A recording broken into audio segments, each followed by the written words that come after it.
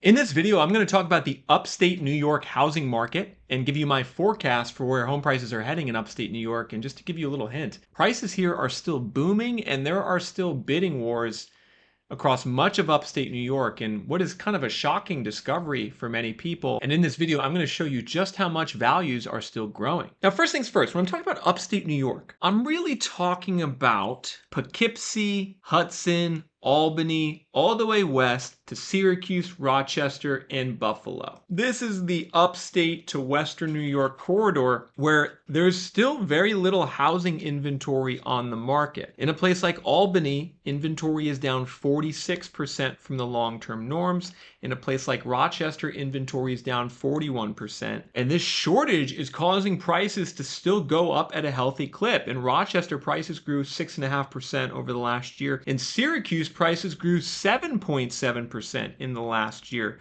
So I want you all folks to think about this. While we have values now dropping in Florida and Texas and Arizona, values are now going up 7.7% in Syracuse, which was actually the #2 highest growth market in America over the last 12 months. Rochester was the #5 highest growth market over the last 12 months. You can see Utica was actually #12 and Binghamton was #20. And the reason that upstate New York is still appreciating and will likely continue to appreciate over the next year is because we're seeing this combination of people moving back to upstate New York. People who left the area over the last 5 to 10 years are now moving back.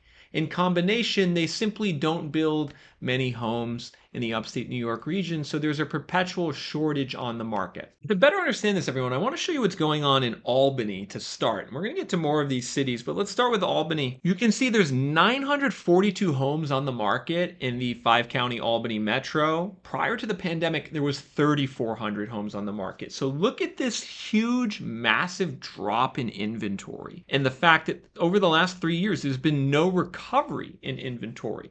We're still in a huge shortage. The long-term average is 2,000 homes on the market. The last decade, we're half that average. Meanwhile, if we were to go to Poughkeepsie, Newburgh, inventory is down about 60% from where it was before the pandemic. And out west in Buffalo, inventory is down about half from where it was during the pandemic. And this lack of inventory is creating bidding wars across the upstate New York housing market. I actually spend my summers in upstate New York. I'm originally from the area, and I go and look at open houses, and it's crazy, folks. When I go look at open houses in upstate New York, the house is listed for 2 or 3 days.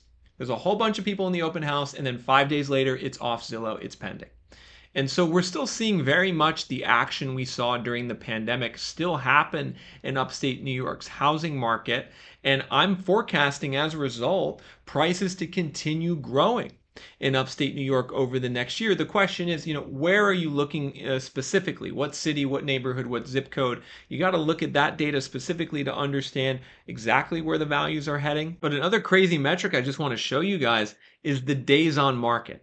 How long homes are sitting on the market in upstate New York and also like the entire Northeast, everyone. So, this video is about upstate New York's housing market, but it could also be about Massachusetts' housing market. It could also be about Pennsylvania's housing market in eastern Pennsylvania. All of these areas you can see have very low inventory and they all kind of behave similarly. They have similar economies that are more government driven, healthcare driven. There isn't booming job growth in any of these markets, yet there's just absolutely no housing inventory. In Rochester, the typical days on market for a house is 27 days. Now you can see that's up from 15 days last year, but it's still selling in less than a month. And prior to the pandemic, it was around 30 to 35 days. So DOM is still low. If we're going to move over to the northern Hudson Valley, in Hudson, before the pandemic, we had 110 days on the market. Now we have 78 days on the market. So the DOM is down in the northern Hudson Valley. If we're to go to some of these smaller cities near the Finger Lakes, like Auburn and Seneca Falls, you can see days on market is down from 68 to 28 days in Seneca Falls, which is kind of a second home vacation destination for many people in New York. It's where the wineries are. The Finger Lakes are out there. Great place to be during the summer. There's still bidding wars. Prices are still going up. Now, there is some question about the long-term sustainability of these price increases. I feel pretty confident that in the next year. We're still going to see prices go up. But what about the next 2 years, 3 years, 4 years? Can we bank on upstate New York continuing to outperform the rest of the US housing market? And I have mixed feelings on this, especially being someone from upstate New York who spends a lot of time there.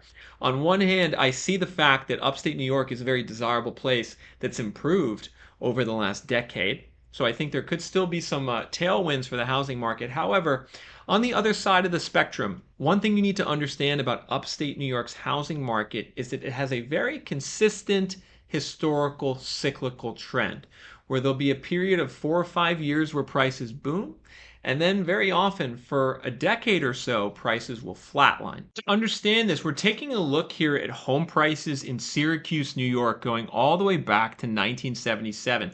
So we have 45 years of home price data. What do you notice? There's three distinct boom periods. One is from about 1981 all the way to about 1987. There was a boom in prices in Syracuse. And then from 1989 all the way to 1999, prices stayed flat for a decade.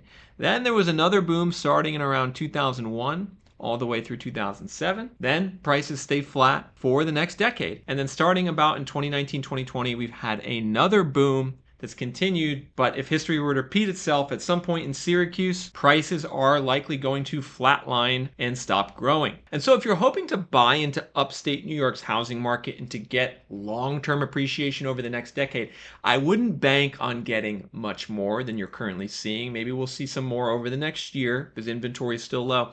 At some point, this market's going to slow, and then you can expect, stability. The other good thing about upstate New York's housing market is it doesn't crash. It's never had a crash in the last 50 years. It'll go through these booms and then prices will just remain stable.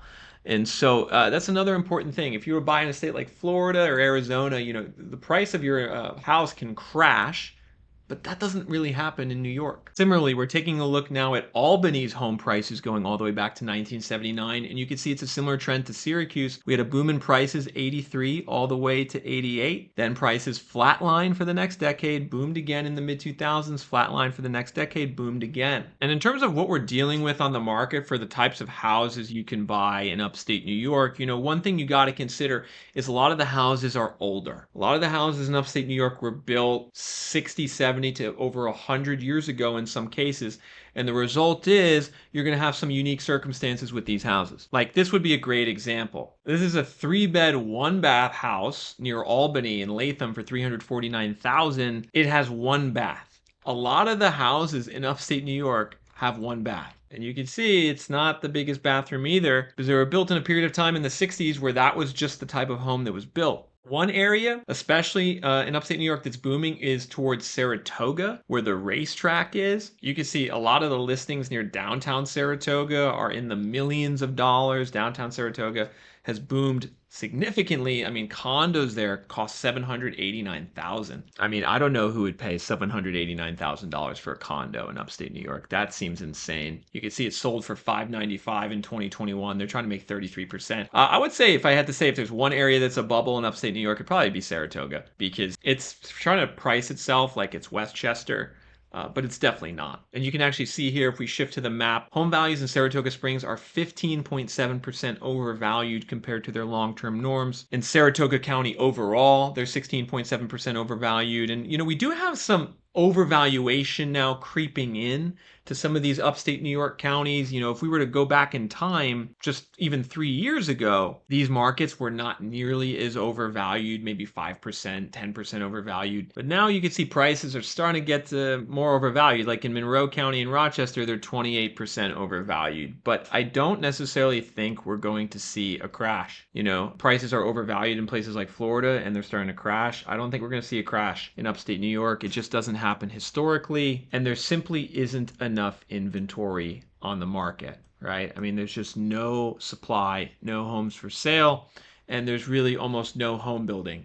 And there's very little investor activity. So the only way we're going to see more supply hit the Albany, Rochester, Syracuse, Buffalo markets is if we see existing owners forced to sell through more foreclosures and mortgage defaults. That might happen to some extent, but additionally, these economies in upstate New York are pretty stable. They have a decent amount of government jobs. The few big companies are there, have been there for a long time. And this area actually might have some tailwinds from onshoring if we see more manufacturing jobs come back. So overall, I'm bullish on upstate New York. However, it is very important if you're a home buyer and investor that you do the research and the data for your city and zip code in New York. Because there are still big differences that exist. And you ultimately, as a buyer or seller of a house, need to understand the projection for prices for your area in the next 12 months. Don't buy or sell a house without accessing our forecast here at Reventure app. Our forecast is data based, it's objective, and it's very transparent. Our forecast score is from 0 to 100.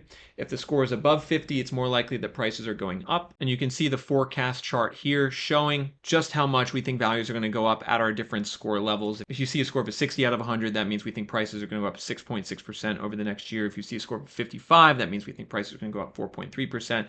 So go to www.reventure.app, upgrade to our premium plan so you can access this price forecast score for your market over the next 12 months. It's going to really help you as a buyer and investor gain more clarity and confidence in your decision buying and selling your house.